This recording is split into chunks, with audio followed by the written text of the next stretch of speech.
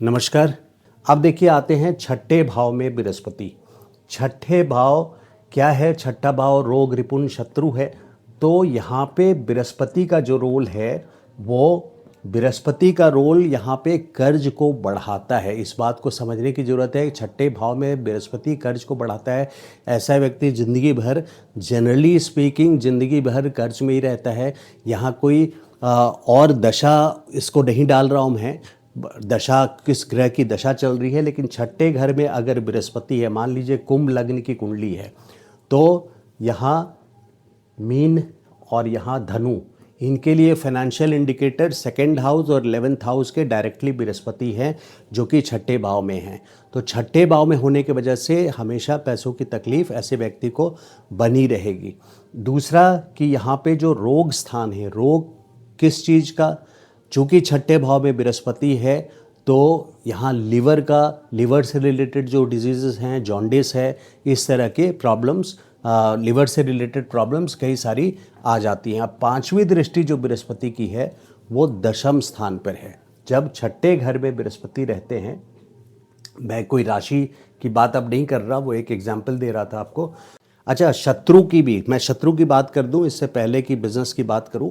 तो शत्रु ऐसा व्यक्ति बहुत बड़े बड़े लोगों से यहाँ पे दुश्मनी मोल ले लेता है। इसके जो दुश्मन होते हैं, क्योंकि ये दुश्मन का घर है, तो ये बहुत पावरफुल लोगों से दुश्मनी मोल ले लेते हैं, क्योंकि जुपिटर छठे घर में है। इस मामले में इनको खास करके केयरफुल रहना चाहिए।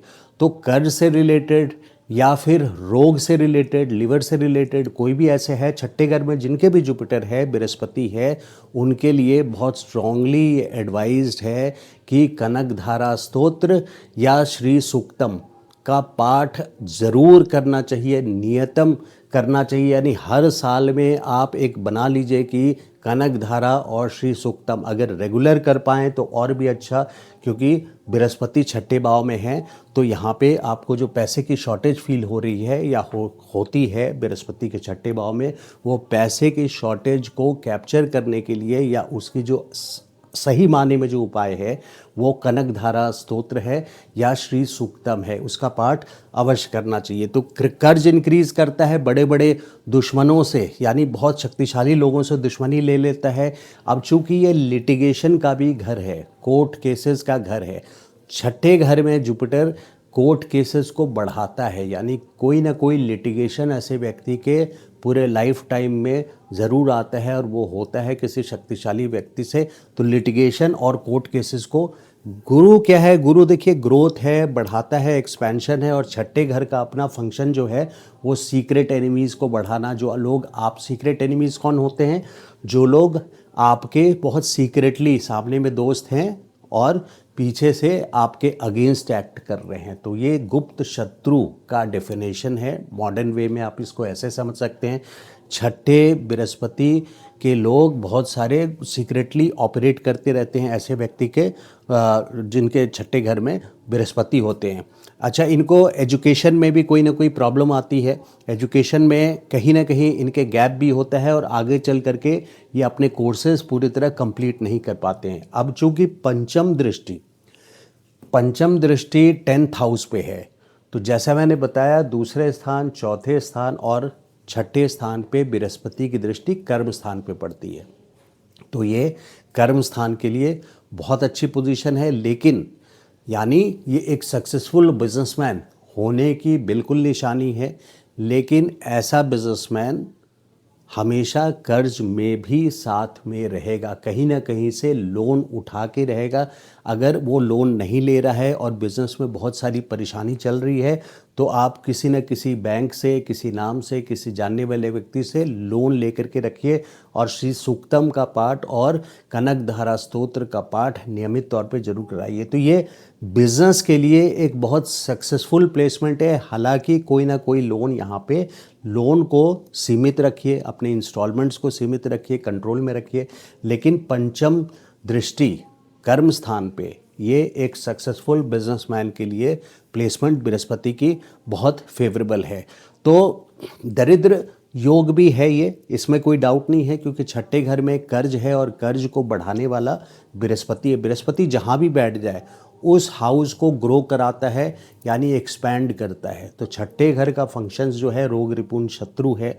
तो आपके जो रोग है उसमें मैंने बताया लिवर से रिलेटेड जुपिटर खास करके रूल करता है। लिवर से रिलेटेड आपको प्रॉब्लम्स हो सकती है, जॉन्डिस जैसी प्रॉब्लम्स हो सकती है। तो यहाँ पे देखिए ये व्यक्ति खर्च बहुत करेगा, क्योंकि दृष्टि जो है बृहस्पति की वो सीधे सीधे 7वीं दृष्टि यहाँ पे और 9वीं दृष्टि यहाँ पे। तो 7वीं दृष्टि जो है बृहस्पति की 12वें स्थान पे, ऐसा व्यक्ति खर्च करने में बिल्कुल नहीं सोचेगा और हमेशा उसके हाथ से पैसा निकलता रहेगा, क्योंकि बृहस्पति की दृष्टि सीधे 12th हाउस पे है। अब 9वीं दृष्टि जो है, 9वीं दृष्टि देखिए यहाँ पर भी ज्योतिष या तो त्रिकोण में बृहस्पति की पोजीशन हो या फिर 2, 4, 6 में, क्योंकि कर्म क्षेत्र पे बृहस्पति ज्योतिष के लिए बता रहा हूँ कि कौन कौन से प्लेसमेंट है बृहस्पति की जिसमें सक्सेसफुल ज्योतिष बन सकते हैं। तो 2nd, 4th and 6th house में जुपिटर की दृष्टि सीधे कर्म स्थान पे होती है, या फिर दृष्टियाँ 11th हाउस पे या 2nd हाउस पे हो, ताकि आय का सोर्स जो है वो बृहस्पति मार्कर रहे, यानी ज्ञान से कमाना।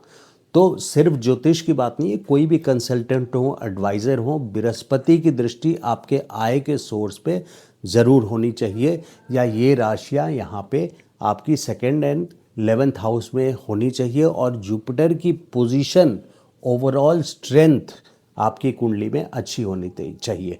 तो ये छठे घर का बृहस्पति के वह हैं जो ज्योतिष के हिसाब से या कंसल्टेंट फाइनेंशियल एडवाइज़र के हिसाब से 9वीं दृष्टि जो पड़ रही है वो 2nd हाउस पे, यानी इनकमिंग कैश फ्लो हमेशा ज्ञान के सोर्स से होता रहेगा। चाहे वो कंसल्टेंट हो कोई भी, वो बाकी कुंडली पे डिपेंड करता है, लेकिन as an adviser, as a consultant, as a ज्योतिष भी वो बृहस्पति की पोजीशन यहाँ पे बहुत अच्छी है। जिस तरह से बिजनेस करने के लिए भी बृहस्पति की पोजीशन छठे भाव में अच्छी है, लेकिन कर्ज में ऐसा व्यक्ति ज़रूर रहता है।